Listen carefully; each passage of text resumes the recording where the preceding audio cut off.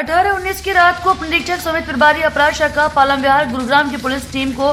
सूत्रों के माध्यम से सूचना मिली कि राजस्थान पुलिस के 10,000 रुपए की इनामी बदमाश अपने 3 अन्य साथियों के साथ इको गाड़ी में सवार होकर हथियारों से लैस होकर गुरुग्राम में किसी वारदात को अंजाम देने के लिए गुरुग्राम NH 48 के रास्ते गुरुग्राम की तरफ आने के संबंध में जानकारी मिली। सूचना के बारे में अधिकारियों को अवगत कराते हुए अपराध शाखा पालम विहार अपराध शाखा सेक्टर 39 गुरुग्राम की पुलिस टीम ने संयुक्त कार्रवाई करते हुए पुलिस की विशेष टीमें गठित की और सुरक्षा के सभी उपकरण पुलिस टीमों को उपलब्ध कराकर उन्हें विशेष आदेश निर्देश देकर मानसर घाटी के पास नाकाबंदी के लिए अलग अलग स्थानों पर तैनात किया। सूचना में बताए गए स्थान पर पुलिस टीमों ने नाकाबंदी करके 19 सितंबर को सुबह लगभग 3:50 पर सूचना में बताई गई इको गाड़ी रोकने का इशारा किया तो गाड़ी चालक ने गाड़ी रोकी नहीं। पुलिस टीम द्वारा रास्ता ब्लॉक करके गाड़ी रुकवाई गई। पुलिस द्वारा गाड़ी रोकने पर सवार व्यक्तियों द्वारा पुलिस टीम पर फायरिंग की, जानलेवा हमला किया और गाड़ी में सवार 2 व्यक्ति गाड़ी से उतरकर भागने लगे, जिनका पुलिस टीम ने पीछा किया। पुलिस टीम ने फायर करते हुए टीम द्वारा नियमानुसार जवाबी कार्रवाई करते हुए गोली चलाई, जिसमें 2 व्यक्ति सचिन उर्फ गजनू उम्र 27 वर्ष निवासी शक्ति पार्क व कृष्ण उम्र 31 वर्ष निवासी नाहरपुरा रूपा गुरुग्राम को गोली लगी। पुलिस टीम द्वारा इको गाड़ी में सवार 2 व्यक्तियों को भी काबू किया गया, जिनकी पहचान संजय उम्र 28 वर्ष निवासी नाहरपुर रूपा गुरुग्राम और अनीश उम्र 27 वर्ष निवासी खेरडी जिला रोहतक के रूप में हुई। इस दौरान एसआई हरीश के सीने पर भी गोली लगी, जो उनके द्वारा पहनी हुई बुलेट प्रूफ जैकेट पर लगी। पुलिस टीम द्वारा आगामी कार्रवाई करते हुए मुठभेड़ में गोली लगने के कारण घायल दोनों बदमाशों को हॉस्पिटल में दाखिल कराया। आरोपी के खिलाफ संबंधित धाराओं के तहत पुलिस थाना मानसेर गुरुग्राम में अभियोग करके उपयुक्त आरोपी संजय हरीश को नियमानुसार गिरफ्तार किया गया। मुठभेड़ में कुल 15 राउंड फायर हुए, जिसमें आरोपियों की तरफ से 8 तथा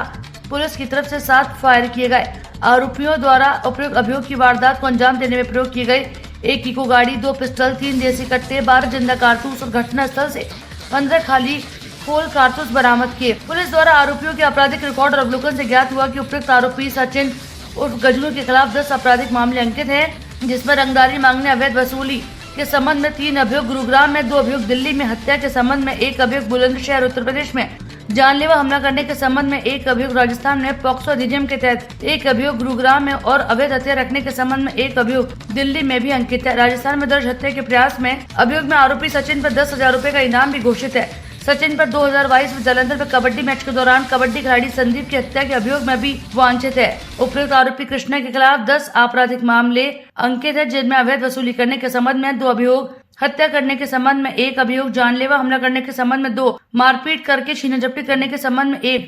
चोरी करने के संबंध में 1 अभियोग, रास्ता रोककर धमकी देने के संबंध में 1, अवैध हथियार रखने के संबंध में 1 तथा जेल अधिनियम के तहत 1 अभियोग गुरुग्राम के विभिन्न थानों में भी अंकित है। पुलिस टीम द्वारा उपयुक्त आरोपियों से गहनता से पूछताछ की जा रही है। आरोपियों से पूछताछ में पुलिस अनुसंधान में जो भी समक्ष आएगा उसके अनुसार अभियोग में आगामी कार्रवाई की जाएगी। अभियोग का अनुसंधान जारी है। तो इसमें बेसिकली हमारी पुलिस को एक इन्फॉर्मेशन मिली थी, जिसमें हमें पता चला था कि 4 व्यक्ति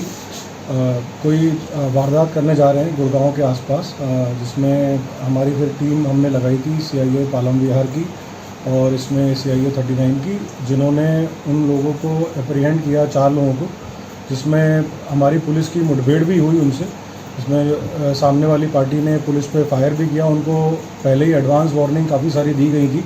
लेकिन उसके बाद भी वहाँ पे मुठभेड़ हुई और 15 गोलियाँ चली, जिसमें कुछ फायर हमारी तरफ से हुए, कुछ उनकी तरफ से हुए, जिसमें 2 व्यक्ति घायल हुए। तो जो 2 व्यक्ति घायल हुए उनमें उनके खिलाफ लगभग 7-7, 8-8 मुकदमे सब अलग अलग जगहों पे हैं। राजस्थान में भी हैं, यूपी में भी हैं, दिल्ली में भी हैं, और जो दूसरा व्यक्ति है उसके खिलाफ भी इसी प्रकार से राजस्थान में, यूपी में, दिल्ली में अलग अलग मुकदमे हैं, जो कि अटेम्प्ट टू मर्डर के भी हैं, मर्डर के भी हैं और रंगदारी मांगने के भी हैं। तो क्योंकि ये इन्फॉर्मेशन हमें मिली थी और इस पे हमने तुरंत कार्रवाई करते हुए उनको नैप करने की कोशिश करी और उसमें हमें सफलता मिली, जिसमें हमारी टीम ने बहुत ही बहादुरी से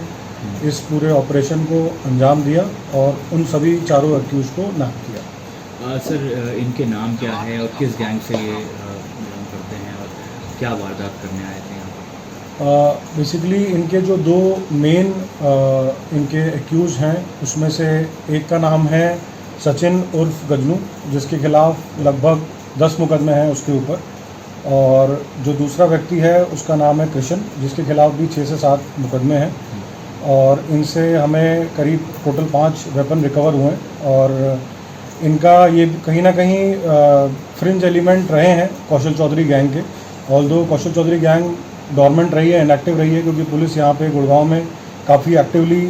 काम करा है सभी गैंग या उनके एसोसिएट्स पर। तो कुछ फ्रिंज एलिमेंट्स होते हैं जो इस तरीके की वारदात को अंजाम देने की कोशिश करते हैं, तो उस पर इसलिए हमने